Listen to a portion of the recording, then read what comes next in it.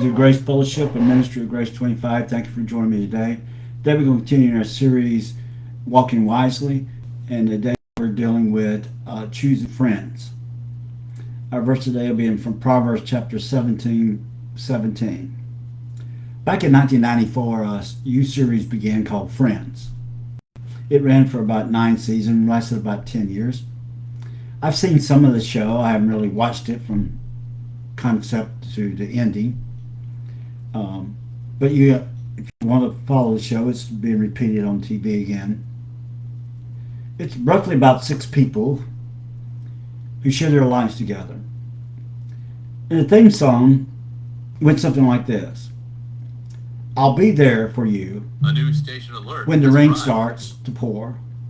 I'll be there for you like I've been there before. I'll be there for you and you there for me. The theme song was sung by the Rembrandts. You might have seen it, or at least heard about it. As I said, it's about 6 friends who, as the song says, they're there for one another in their life and their different situations. Now, I'm not endorsing the show, don't misunderstand me. I'm not endorsing their lifestyles or habits or their political views or anything that the show portrays, except one thing. The show reveals to us how significant and beneficial a true friendship can be for us. And because of that, the show struck a nerve with not only American culture, but cultures all across the world. Because deep down, most people want what the characters that show portrayed as having. Just simply a circle of friends who'll be there for them even when the rain begins to pour. So today what we're going to do is talk about our relationship to our friends. Proverbs says a lot about friendships, about the types of friends we should look for, and the kind of friend that we should be. Proverbs teaches us there are more to friendship than being acquainted with someone or socializing with someone. Proverbs offers an exalted view of friendship that goes beyond what we call the surface level camaraderie, but it deals with a deeper level in which we share our heart and our lives with one another. Solomon says in Proverbs 18:24, a man with many companions comes to run, but there's a friend that sticks closer than a brother. See, having companions just isn't enough. To make it through life, we need close, heart-to-heart, inner circle friends. And today we want to look at 2 aspects of being a friend. And again, when I'm talking about friendship, I'm not talking about referring to those who you're acquainted with, or those you have socialized with on occasion. I'm referring to those you bring into your life, into the inner circle of your life, and those that you share your heart with, those that you know, those that know you, and you know them inside and out. Proverbs tells us that we should be careful about the kind of person that we become friends with. It's been said that you're just like the 5 closest friends that you have. Solomon says in Proverbs chapter 12, verse 26, a righteous man is cautious in his friendship. Let's say, for example, you own your own company and you want to hire an assistant, a second in command, to help you with the business. What kind of person would you hire? Remember, this is someone that you will have access to all of your money, who will represent you, your company, to the public, who will help you make strategies and decisions regarding your future and your business. What kind of person would that be? Just anyone who walks in off the streets and put in an application? I don't think so. You're looking for someone who has character, wisdom, direction, ability, experience. When it comes to choosing a friend, it should be like someone you're hiring to be your right-hand man.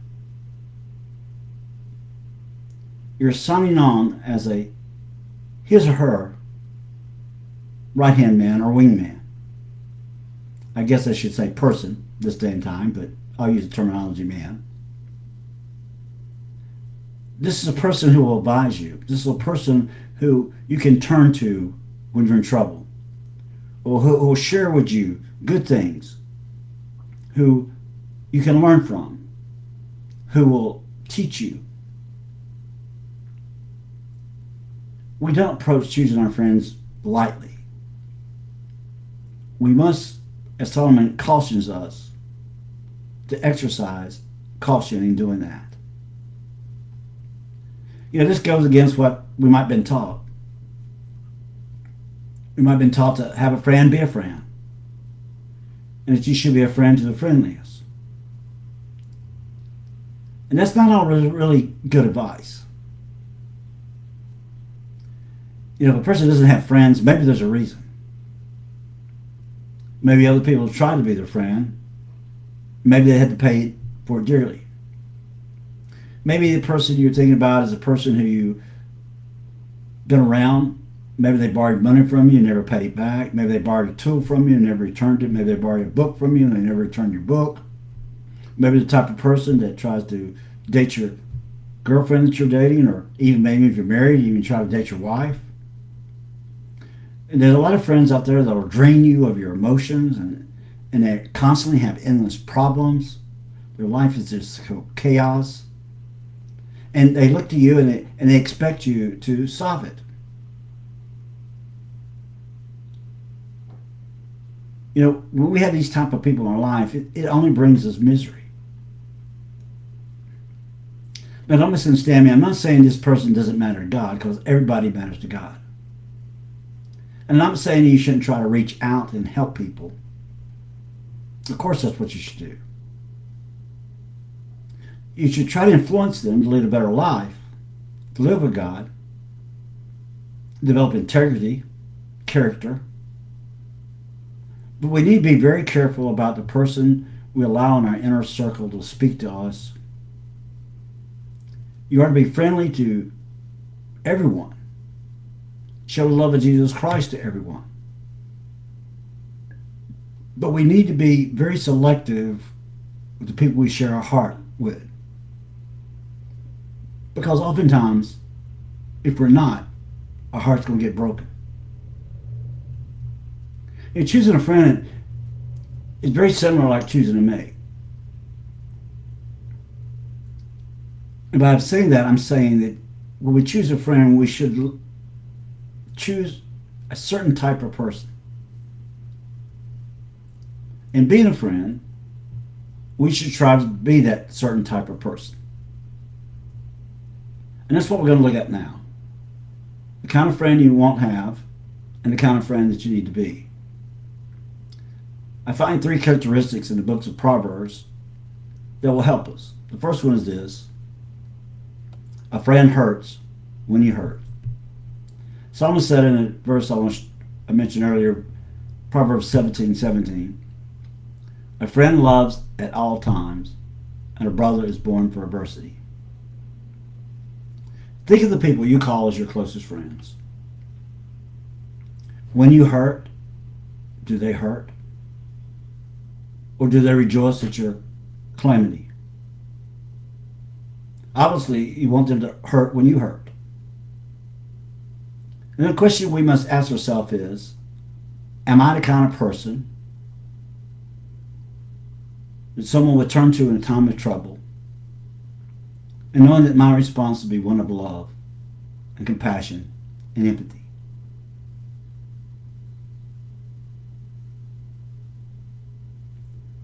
I remember one time I went to visit a college friend of mine that after we got out of college, and they had moved to Georgia, and I went to visit them. When I got there, they both were crying. And when his wife left the room, I said, I don't mean to pray, but is everything okay between y'all? He nodded his head and said, yes. And he paused for a minute and he says, some of our dear friends are getting divorced. And it hit us really hard.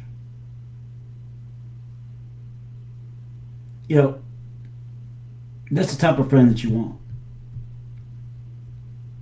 Even though they don't understand what's going on 100%, they empathize with you. They have compassion for you because you're hurting, they hurt.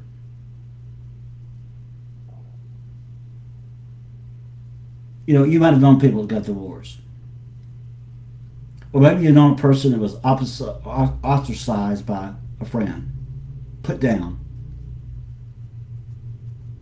Or maybe you've known people that's been in financial trouble, were abandoned by their friends when they really need help. Maybe you know people whose children got in trouble, and suddenly no one wanted to have anything to do with them. You know, how precious is it and how rare is it that we could have someone, no matter what trouble we're in, will be there for us. How wonderful it is to have someone hurts when you hurt. It doesn't matter who's right or wrong. What it matters is that you have a person that cares. In Job chapter 6, verse 10 is a very important verse. Listen to what it says. A despairing man should have the devotion of his friends, even though he forsakes the fear of the Almighty God. Now that says a lot. You know, you're not perfect. Your friends are not going to be perfect. We all make mistakes. And sometimes we make mistakes that are stupid mistakes. And at that time in our life, and they need a friend. A person who says, even if you go off the deep end, even if you run away from God and turn your back on Him, I'm going to be there for you. See, when we're choosing friends, we need to ask ourselves, does this person have the capability of being loyal? And you need to ask yourself, am I willing to do the same for this person? See, when a person gets in trouble, you don't have to endorse everything they do or admire everything about them. The key thing is just being there for them so that people don't have to suffer alone. A friend hurts when you hurt. Do you hurt when your friends hurt? The second characteristic is a friend will say what needs to be said. A friend will say what needs to be said. You know, I've learned a lot through the years. High school, college, after college. And people have spoken in my life. And some of the things that have spoken to me, I didn't want to hear. But because they were my friends, they spoke to me and they gave me their advice. Because you have to understand, a friend will say what needs to be said, even if it hurts a little bit. But very often what we do, we want to please everyone. We want everyone to like us. So oftentimes we don't say what needs to be said. And the key thing in saying this, as Paul tells us in Galatians chapter 6, to do it with kindness. Because when a person does it in kindness, they're not wanting to hurt you, they're wanting to help you. That's why Solomon says in Proverbs chapter 27, verse 6, wounds from a friend can be trusted, but an enemy multiplies kisses. Think about it. An enemy multiplies kisses. That means somebody who really isn't your friend will say whatever it is that's easiest at the time. And how often do we do that? But see, a true friend will be honest to say whatever needs to be said. I remember one day talking to a friend of mine, and he turned to me and he says, Mickey, you can be salty at times. Yeah, he's a very intelligent person. He has a doctorate. I didn't know what the word salty meant. So I didn't comment. So later on, I looked it up. I didn't think I was that type of person. I thought I was a kind, compassionate, empathetic person. But he made me realize that, sometimes in my life, I can be salty. What I say can maybe come across judgmental. Never meant it to be that way. But sometimes that's the way I am. And I'm glad he spoke to me, because I've been on guard ever since then not to be salty to people. Because in my line of work, you deal with a lot of people, particularly in ministry. And sometimes year after year, dealing with a person who continuously harps and gripes about the same thing over and over again, sometimes you just develop this attitude. Get over it.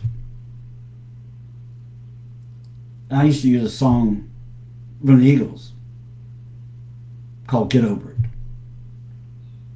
It used to be a theme in my life. And I was pointed out by my wife and others that I shouldn't have that attitude. I guess that's the saltiness in me. But once you come to counseling several times and you just bring up the same problem over and over again, you're not willing to do what it takes to take care of the situation. And my attitude sometimes becomes, just get over it. But I realize that that's not kindness. And I don't get an attitude that friends only say what's negative. And that's not the case at all. A true friend will offer encouragement and support. A true friend will say things that'll build your confidence. A true friend is one that can be counted on to give you worthwhile, uplifting advice. Solomon says in chapter 27, verse 9, the pleasantness of one's friend springs from his innerest counsel. So when choosing a friend, you need to ask yourself, is this a person I can turn to as a counsel? They'll give me counseling, give me advice. Does this person have the capacity to say what needs to be said? And you need to ask yourself, am I willing to be that type of friend? A friend says what needs to be said, but out of desire, wanting to help, not hurt. And thirdly, look for people, a friend that will bring out the best in you. Look for people that will bring out the best for you. See, Solomon warns us to be cautious about the type of friends we choose, because your friend's characters rub off on you. As I said earlier, you are make up the 5 best friends that you have. Solomon says in Proverbs 22, verse 24, do not make a friend with a hot-tempered man. Do not associate with one easily angered, or you may learn his ways and get yourself in trouble. The people you share your life with have the ability to influence you. We call that peer pressure, particularly when people are growing up. They can be pressured in doing things that they otherwise would not do. I remember growing up as boys in Center Rose, North Carolina. We did some stupid things. I did them because I wanted them to like me. I think of some of the things we did, and thank God that we didn't get in trouble. Thank God we didn't get hurt. But I felt the pressure. If I wanted to be their friends, I needed to do what they were doing. But how stupid it was. And their character rubbed off on me because I had this desire to be liked. And it can continue in your lifetime too. You might remember Don Johnson. He was a star in Miami Vice. When his career took off in the 70s, he got caught up in Hollywood lifestyle and spent a decade of taking drugs, abusing alcohol, and living it up. Around 1983, he finally got his life together. He stopped drinking, stopped using drugs, stopped living the Hollywood lifestyle. He got sober. He was asked in a People magazine article, "Do you have any regrets?" He said, "Yes, I regret wasting a lot of my time with a bunch of jerks that I wish I hadn't spent 10 minutes with, let alone 10 years. How many times have we heard the phrase, "He got mixed up with the wrong crowd"? It happens too many times. Like it or not, we tend to be comedians. We tend to act like the people we're associated with. Like I said about my friends growing up. And sooner or later, we tend to take on their values, their attitudes. In the book of 1 Corinthians, Paul says in 1 Corinthians chapter 15, verse 33, "Do not be misled. Bad company corrupts good character." Whoever you become close to, whoever you bring into your inner circle, will have an influence upon your life. So seek out friends who can bring out the best in you. Psalm says in Proverbs 27, verse 17, "Iron sharpens iron, so one man sharpens another." Let me give you an example about two famous football quarterbacks, John Elway and Dan Marino. You might remember them. I know it's going back some years. But John Elway had the best season in his football career in the last 2 years. And Dan Marino, who was very famous, had the worst seasons in the last 2 years of his career. Both men were exceptional athletes. Two of the best at that time in the NFL. But what was the reason they both had such opposite careers in the last 2 years of their life? See, John Elway had a youth coach, and they became best friends. Dan Marino had a coach, and they didn't like each other. Elway finished his career with a bang, winning 2 Super Bowls. But Dan Marino, even though he's an incredible quarterback, finished his career with a thud. Both men made their relationship with their coaches, made a difference in their life. See, neither one of the men could choose their coach. But you and I can choose our friends. We can choose friends who will sharpen us. We can choose friends with quality that you admire, qualities you want to have in your own life. And their character will openly rub off you, and you'll become like them. Solomon says in Proverbs chapter 13, verse 20, "Who walks with the wise grows wise, but a companion of fools suffer harm." As I close today, I hope this message will inspire you in at least 2 ways. As a Christian, first of all, if you don't have friends, if you don't have an inner circle, seek out those that you can share your life with.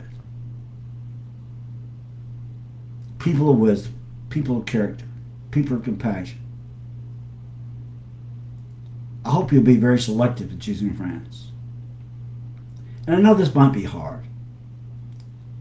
It has been for me the last 3 years. We moved away from Georgia, where I spent 40 years. And during my time in ministry in Georgia, the years I spent there,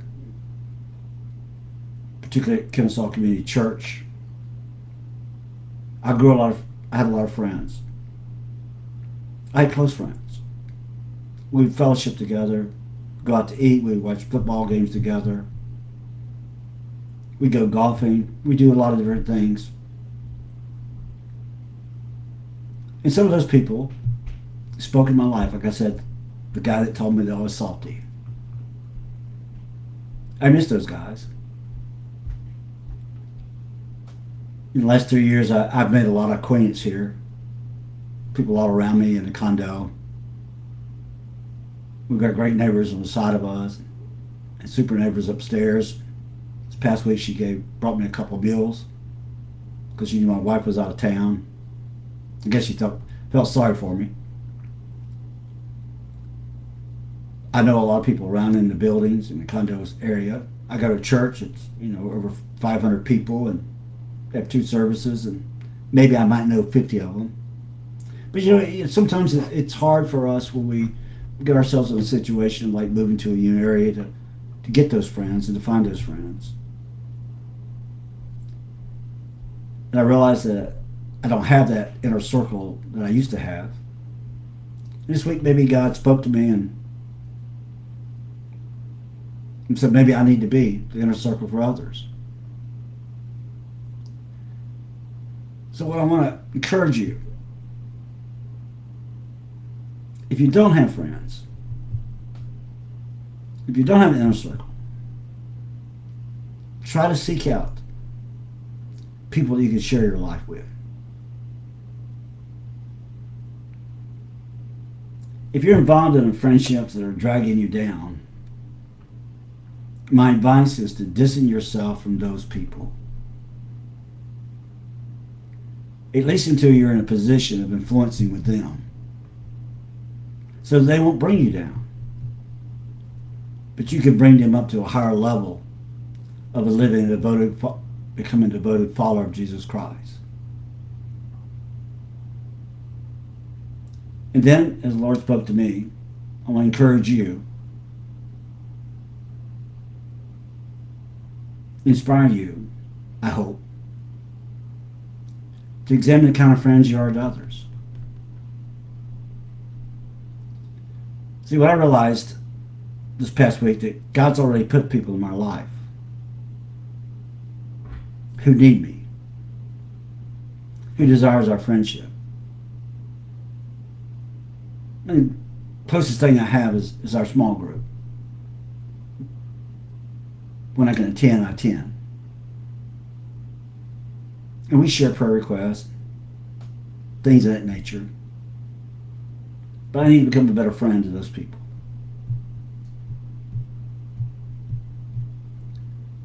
But remember, those people will need to be the best kind of friends that there is. They need to be there when you hurt. They need to say to you what needs to be said to you in a way that will make you better. And they need to bring the best out of you. So are you doing that to other people? See, if we become that kind of person, if we're willing to be the kind of friend, it won't be long until we find ourselves involved in friendships that will reward us the rest of our life. Be a friend. But choose wisely your inner circle. Be a friend to those that need a friend. And allow your friends to speak in your life. God bless you. Thanks for joining me today. If you have prayer requests, please let me know. I'll be glad to pray for you. I cover your prayers for Grace 25 and Grace Fellowship. And I pray this week that God will pour out His grace upon you. That He will meet you at your point of your need. And beyond a shadow of a doubt But God loves you. God bless you. Have a great week.